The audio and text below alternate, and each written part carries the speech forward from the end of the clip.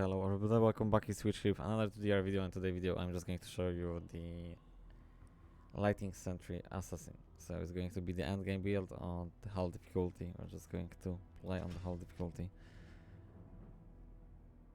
Just going to check the items, whole spec, and then I will do the gameplay.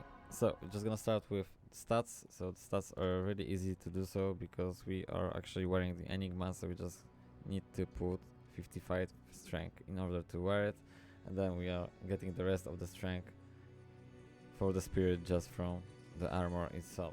So the rest points we are dumping into the vitality, but if you're kind of bored, you might just put into the energy. Who cares, right? I mean, I'm having already like 3000 life. I don't really care. I'm just putting the rest point into the energy. You probably just want to put everything into the vitality. Up to you. Current level is 84. Obviously, we need level 80 to wear the arachnid mesh. This build is already up and running, like snowballing, crazy, everything. You might just ask me like, why my resistance is kind of low. So if you really want to go with like high resistance of everything, you probably want to go with the AIRDROPS advanced boost, because they're just giving you like huge ammo to the fire resistance, which is like in this case 40, and I believe so the max out is 50. You can correct me if I'm wrong, but I assume it's 50. Whatever. So if you really want to max out on the fire resistance, and you might choose obviously to use the mage fist just to have the a little bit more mana regeneration, but I just use the different setup just simply because I'm actually wearing the Griffon instead of Shaco, and then I don't need those, you know, faster cast rate because I already have from the Griffon, and then I choose the Frost Burns just to improve, basically to boost my mana another 40%. So it's 400 right now, it's 545, and obviously on top of that we're just gonna do the CTA, which will end up about 700-ish, something like that. For the rings, you probably want to go with 2 SOJs, but then if you will go with 2 SOJs, you probably want to do the Rune Charm into the Shaco. Because if you will wear 2 SOJs, you will have enough mana, so you don't need to go that way. You might just swap this into the this setup that's like supposed to be in the first place. But also the Griffon giving you the additional damage to the lightning skill damage and the enemy lightning resistance. So you know, there are some ups and downs with this build, and I found this way the most efficient way. But like I said, so if you have 2 SOJs and then obviously you're not wearing the Raven Frost and you don't have that cannot be frozen affix because, well, it's removed, so then I assume you want to go with the Shaco Charm on maybe the Griffon's Iron Charm. That's not a bad idea. But because I'm actually wearing the Raven Frost, not really because of cannot be frozen, I think it's more because it's giving more to the mana. So yeah, I know that sounds crazy, but that's how it is. On the beginning I was actually wearing 2 BKs, so there is another BK ring over there, just simply to boost the skills, but also I'm playing just alone all the time, solo, so that damage doesn't really that much important. We are dealing about 10,000 damage anyway, so it is more than enough, and also the mercenary wearing the infinity anyway, so we just spot on. So I'm just gonna talk a little bit one more time about every item, but that's pretty much my explanation of why I'm wearing these items and why I'm wearing those shoes over there. It just Silk Wave, it's just because they also increase the maximum mana, and we having like +5 to mana after each kill, which is crazy good. Believe me on this one, it's crazy good. So either you wanna go with the Arak and Griffons, and then you just have like an empty slot, but because the 25% mana regeneration is kind of like nothing anyway. So, but it's up to you. It's up to you. Like most common is going to be a Shaco and 2 SOJs. But I just like this way. So a little bit about the items. Hoto obviously because of the skills, giving us a +2 skills, and then if we're lucky we can hit the +40 to all rest. I'm hitting 37, so it's almost maxed out. really happy about this one. The Griffon side, just simply because giving us the 25 faster cast rate, which, like I said, so we can just remove the gloves, we can remove the mage trees, to be honest, and then put whatever we like to. On top of that, we're having that plus percentage value to enemy lightning resistance and plus and minus percentage value to enemy lightning resistance, excuse me, and plus 15 to lightning skill damage. So minus and plus to enemy lightning resistance and lightning skill damage. And then I'm wearing the Maras, plus 2, 5 attributes, all rest 29. And then we have the Enigma, just for the obvious reason for the teleportation, but on top of that we have plus 2 to all skills, 45% faster run walk. Defense, strength, obviously it's based on character level, so it's 0.75, which is 2 levels to have 1.5 strength, increase maximum life 5%, damage reduced by 8%, 14 life after each kill, and 50% damage takes goes to the mana. On top of that we have a little bit to the magic find, which is based on the character level as well. I'm 84, that's why it's 84. Frost burns, like I already said, for increasing maximum mana. Silk waves boots, just like I said so before as well, for increasing maximum mana, 5 to mana after each kill. On top of that we're having like 200 defense versus missiles, which is crazy good. Then obviously the spirit, just to boost the level, faster cast rate, hit recovery, and vitality, mana, and rest. So basically everything what we're looking for. Arachnid mesh for obvious reasons as well, plus 1 to all skills, 20 faster cast rate, but on top of that we're having increasing maximum mana 5%. And then for the rings, I'm just wearing the BK, just plus 1 to skills, and life as well, 42 to life based on character level, so we're just gonna end up with higher than that. And the Raven Frost just to boost the mana, but we also having the 20% to cold absorb but cannot be frozen affix, which is great, but that cannot be frozen is not really like mandatory, honestly. I was playing with 2 BKs and no big deal. I'm more into the Raven just simply because they're boosting the mana, so it's like, you see. So that's the reason why. And also on the swap we are having the CTA, so it's actually quite good roll, 5-5-3, so that's, I'm happy about this one. And for the swap the Monarch as well to boost, to cast faster the shouts.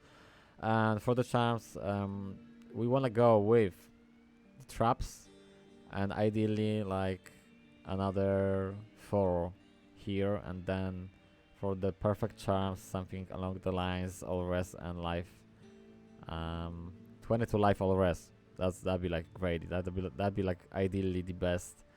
Oh, that's actually the one from the best charms, like all resistance 14, so max out will be 15, and then instead of the strength like 62 life, or the actually maximum the grand charms are 55, right? But you know what I mean. Along those lines, like life alone all rest, that'd be great though.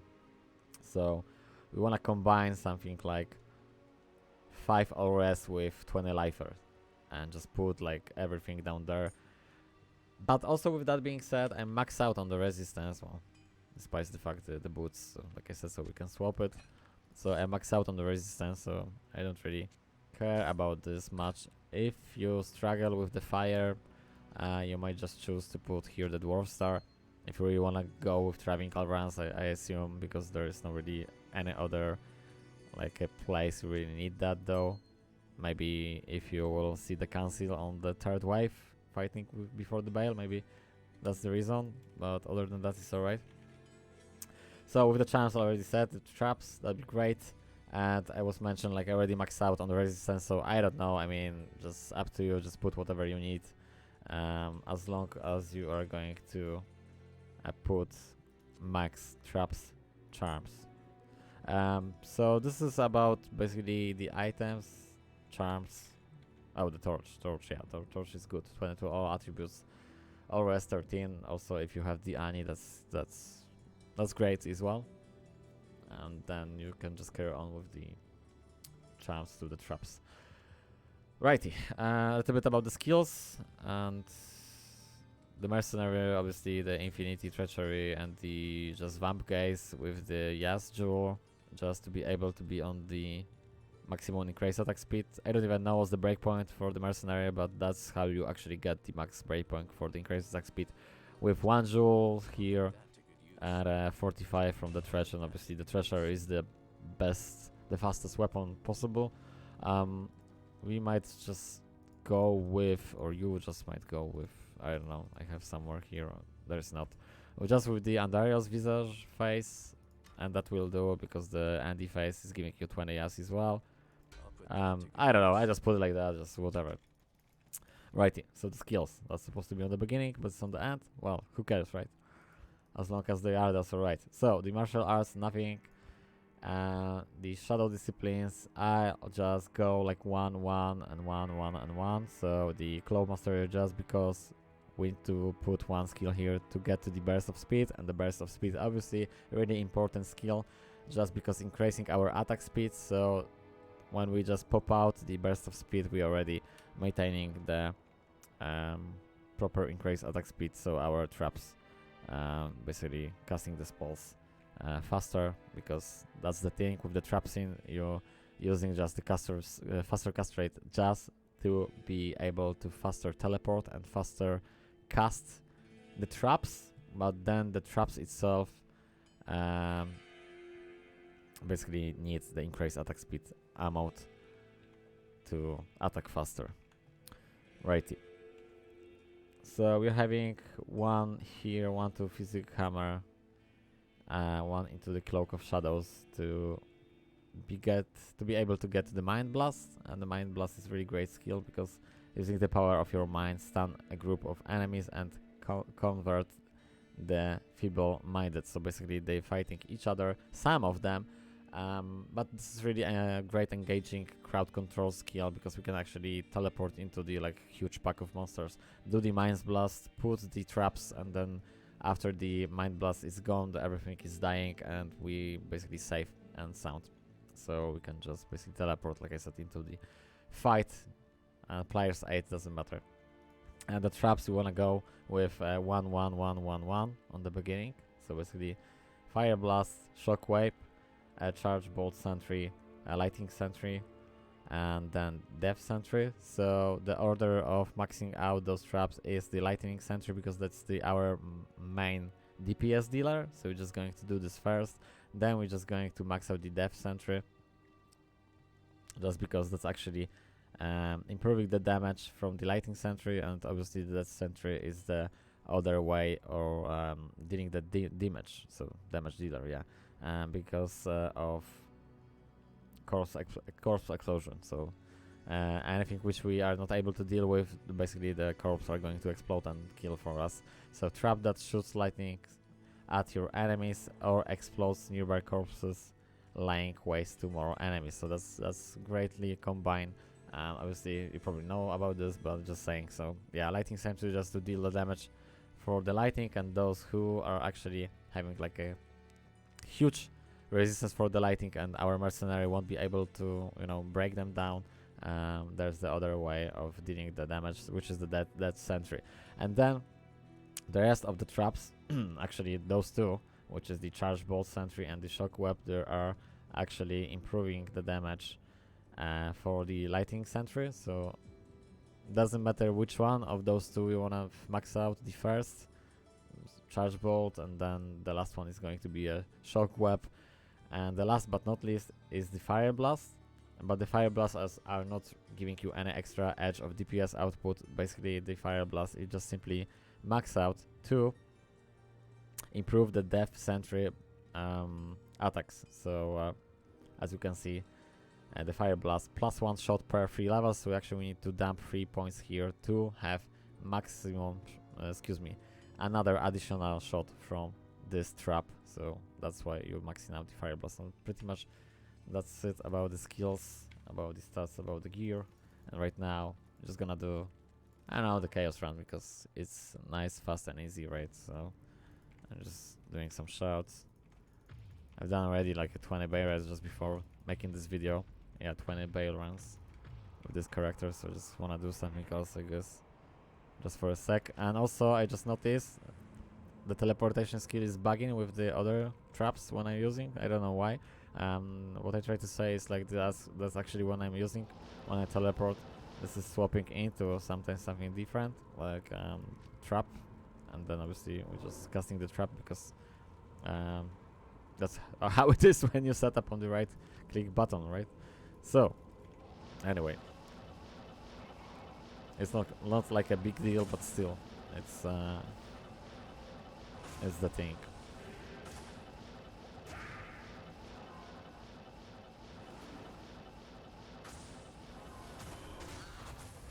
So yeah, we might do the Mind Blast if we want to.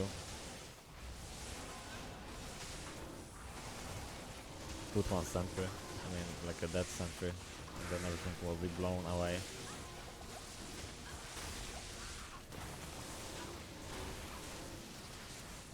Something like that, I guess.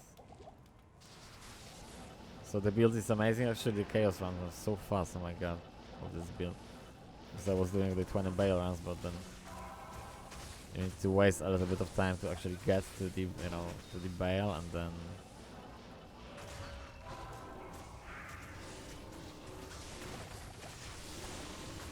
this is crazy good. Mind Blast is just the best engaging tool ever. That's actually the Sace is dead, so I don't really care about the rest. It's just amazing engaging tool. No question about this.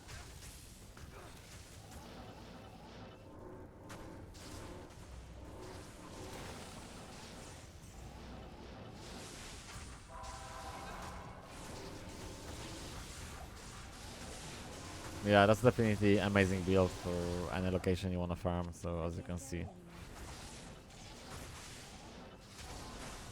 What's going on? Actually, the Sace is still living over there? No.